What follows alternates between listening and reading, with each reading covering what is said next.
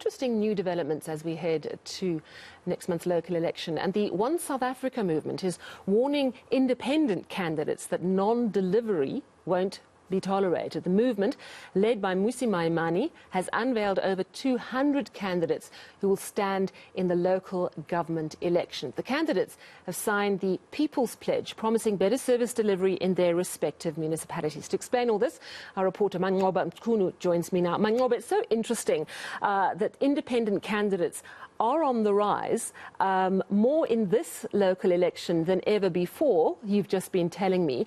And some of them fall under this platform of the One South Africa movement, which really is there to lend them support. Indeed, Sally, and that's exactly what One South Africa movement is doing. It's essentially lending support to these independent candidates. You recall, Sally, that before they had to raise funds for themselves in order to run their own campaigns. But what One South Africa movement is doing is that it's now put them under one umbrella in sort of a cohort where they can contest these elections. And of course, the number of candidates we know, Sally, at this stage is that there are over 1,700 candidates that have registered for this particular election, which is an increase of about 36% compared to 2016. So there seems to be a trend, a growing trend of many of those independent candidates that are vying for these elections. And it speaks really to the issues of service delivery. These are municipalities that have really had issues when it comes to service delivery, that have been battered by complaints over service delivery. So basically the People's Pledge that they've signed today, Sally, is a commitment to those people to say that they're going to deliver those services, but more than anything to ensure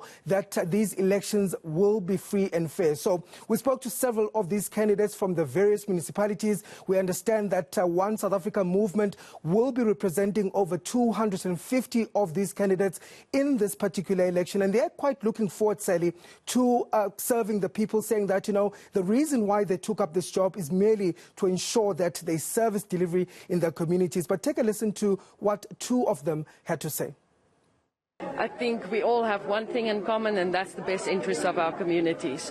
So that's also what brought me to this point, to actually stand and say, okay, I'm going to take the stand for my community. I see a lot of things that need to be addressed.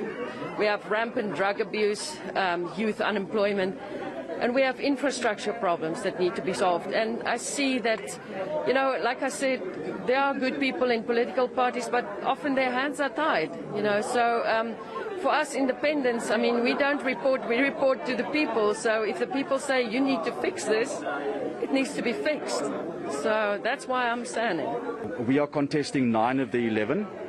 So we are focusing on those that are critically important and those that we are realistically can win.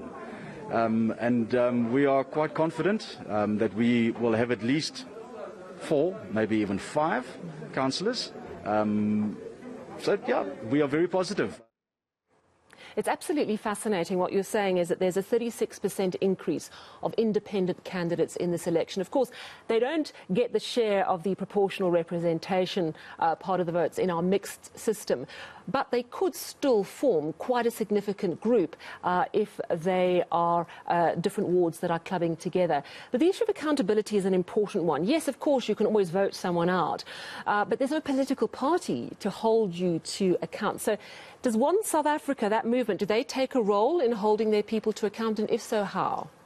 Indeed, Sally. In fact, One South Africa is saying that it will be providing training to these councillors. So in terms of local government, how to run the different municipalities, that training will be provided to them. But beyond that, they'll also be providing training on how exactly to run their campaigns, you know, what it is that they need to do to run those campaigns and how to raise funds, importantly, which is an issue for some of these smaller candidates. You'll understand, Sally, they don't form part of that proportional sort of support. So many of them will be raising funds for themselves, for their campaigns, and that's what One South Africa will be doing in terms of its education. But in terms of accountability, Mmusi Maimane is saying that they are going to be ensuring that these councillors deliver. Remember, Sally, these are ward councillors or the candidates that have been elected by the respective communities. They have been vetted, and these are candidates that are going to stand for these particular communities. And he's saying basically that if they fail to deliver the services, they will be held to account account. And in fact, he says he'll be working with those community